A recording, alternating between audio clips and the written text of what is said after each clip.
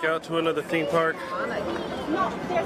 and I came out here for a specific reason. I'm at Seaworld, and a couple episodes back, a long way back, I came here specifically to ride Kraken. I did not. I'm going to try again to ride Kraken. Let's see if I'll be able to get in. So if you take a look at here, you gotta go to this website in order to get your spot for Kraken. Yeah, it's official. I managed to bookmark my space on the ride at 1:12 to 1:32. I gotta be back between those time frames. That's gonna allow me to get in. But that's 2 hours from now. That's a long way. So that means I got 2 hours in this park. Not bad, I guess, but we'll see what happens. And then I'll give my fullest review of Kraken afterwards. It's been a long time coming, Kraken. You've been avoiding me. You don't avoid me any longer. So, gotta wait till 1:12 though. So this is actually really cool. And this kind of shows that SeaWorld just gives their food away. Well, they have this $25 sampling. You choose any of these foods, but you got a drink here, but you can choose any foods. They even have like footlong corn dogs. But you can choose a combination of 5 snack or beverage items with a little jellyfish. But it gives you like so many options that you can choose from. But that's actually a pretty good deal. One of the things though that a lot of people don't realize about SeaWorld, I think low-key they have the best food in any of the parks. Busch Gardens, SeaWorld, both theme parks that I think have by far the best theme park food ever. And it's not like you're going to be spending a lot of money. It's very, very affordable, but it's very, very good. So you're not going to be spending your money on anything that is going to be trash. It's actually really decent food. Like the way they cook their burgers, the way, like everything is good. Busch Gardens is another place. Like they have a nice like barbecue selection that I think is fantastic. So if you ever eat at a theme park, you can eat at Disney, you can eat at Universal Studios if you want. I recommend SeaWorld. And if that's not, you know, a way to get you into at least this park, forget all the blackfish stuff, dude. Come on, animals kill people all the time. But come here for the food. Stay for the fish. Stay for the blackfish. What did blackfish ever do to anybody? Blackfish lives matter. Hashtag? I don't know. There we go, there's Mako. Now I'm not gonna ride it today. Oh no, not today. But it is at a 5-minute wait, which is good. Oh no, I'll be back for you, Mako. I will be back for you.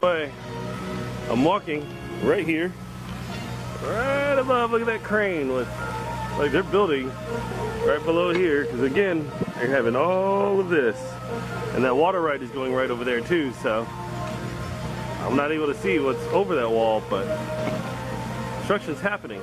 Last time I was here, this pretzel place was closed, but the door is open, and I'm going inside. Look at the pretzels. And what amazing pretzels they are. Oh, look at that. Hi. That was great. Oh, but they're in a pizza. This giant pretzel. Oh, here it is, Randy. People are sleeping on SeaWorld foods. Do not.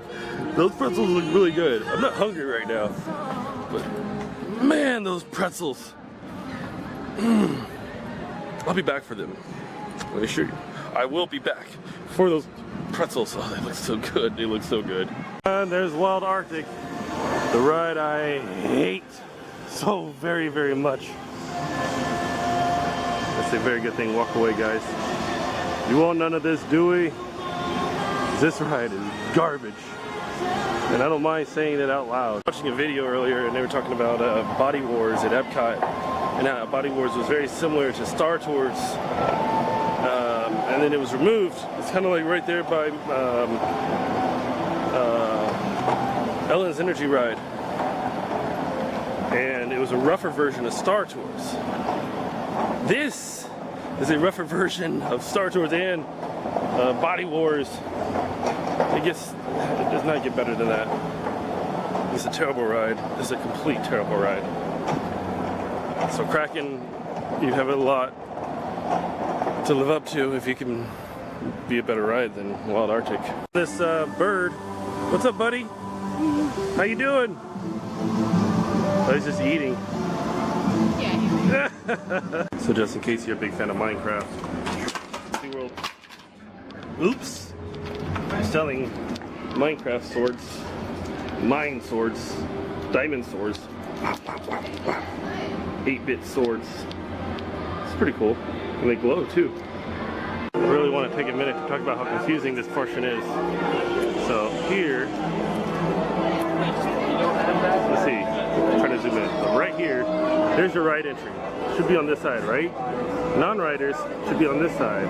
But if I continue walking, the way I'm walking, this says non-riders this way. But this was to ride the ride. So is it this way to ride the ride? We'll find out. We're gonna just walk on this line and see if we gambled or lost. And I have a bad feeling that we're just gonna keep walking, keep walking, keep walking, keep walking. Then I guess there's a rider's line. But the non-riders just kind of fade to oblivion.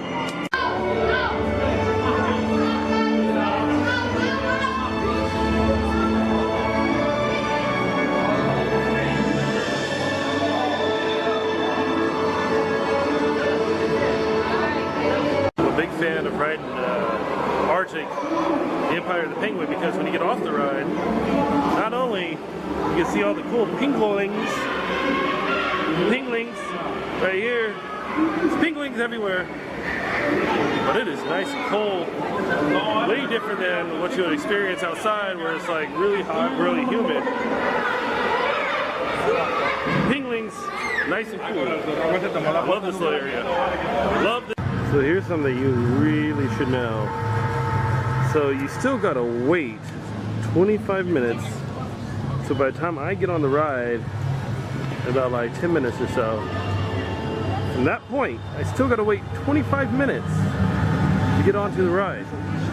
So I still have quite some time to ride. It definitely takes a while, but it's happening. Here we go. It is time. It is time to ride Kraken Unleashed VR experience. Here we go. We're on Kraken. I'm in the line for Kraken. This is happening. And all of it VR, but I think that's optional. Like you can ride it with VR, you can ride it without VR. All right. The only other thing to kind of keep in mind is that the front row is chained off, so you can't run the front row. Ladies and But gentlemen, if it's all VR, what's the point, right? this ride by its Right. You can see everybody with their VR headsets on. It's cool. Ready for another mission on the Kraken. And also one thing is that the very moment that you come back into the station, it takes a little bit because they got to clean off every single headset before they let you go. That way when you get on the ride, you get a clean headset. I also got this neat little magnet. I had to hunt this guy down actually, but for being a past member, got a little badge. Alright everybody, it's a moment of truth. A big moment of truth. Let's talk about Kraken. So just got done riding the ride. I'm on my way out of the park. And it's a good ride, sort of. It doesn't crack my top 10 in the least, and there's reasons why. Now let's talk about the pros. Your turnstile ready ticket in hand, or on your mobile device. The design of the ride to Zone C. has not changed. It's still very much the same as it was before they put it down and went and did the whole VR integration. So you can kind of still feel how the ride is supposed to go, how the ride is supposed to work. The corkscrews, the inversions, everything. The ride is like literally built as a perfect ride. But let's talk about the cons, and the cons are glaring. And the sad part is I don't think a whole lot of people talked about the cons of this ride. So to me, it's like putting it's like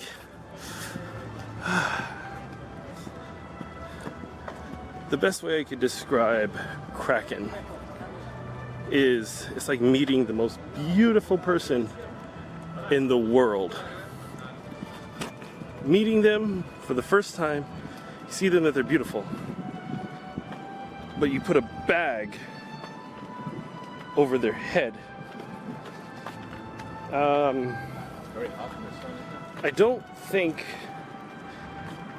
the VR is needed on this ride. I think it's good. I mean, the ride is good, the VR is good. Both of them together shouldn't work. In situations where you have VR, say for example, Revolution at Six Flags Magic Mountain, it works because the ride is trash. It works so that way you don't see the track for what it is, old, dated, garbage, trash ride. So the VR is to kind of hide what that ride is. Kraken is far from a trash ride, so why put the VR in it? So there's parts where I know I'm facing straight, looking straight on. I know that's the only way you can sit, that's the only way the track is made. You're made facing straight on. But in VR, while I'm sitting there, it's almost as if I was looking diagonally. I was looking different, like I'm not straight. So as I'm writing and as I'm have the VR headset in, it's almost as if I was writing it sideways. And it's kind of hard to comprehend, but you're trying to look everywhere and you can't really look everywhere. Your senses are just kind of weird. And Kraken is so fast that you don't get to see everything that is built in this VR world. It's blur. So you're seeing, like, you know, the monsters coming at you, but it's like zipping fast. And because you have the headset in, I mean, you can hear the track because the track is so loud, but you're not really hearing too much. So by the time you get off, that's when you kind of feel everything about the ride. It just kind of comes back to you, but you don't really feel anything as you're riding it in the first place. I give it a B. If you are coming to SeaWorld for the first time ever, set yourself up on it, ride it at least one time. If you've been here several times, don't even bother with it right away. Like, don't make it your first ride. Make it like, you know, a ride that you can casually get on. You know, if you want to get a pass or wait in the virtual queue to ride it, do it. But don't don't wait too much for it. Because it's not that big of a deal. It pales in comparison with the other rides like Mako, which is definitely like on my top 5 list of all rides here in Orlando. And even like it doesn't even come close to Journey to Atlantis. So with that's all I got. I finally rode Kraken. It took this long to do it. With that being said, thank you for watching. 2 more to go, and I'm out. Make the ground shake.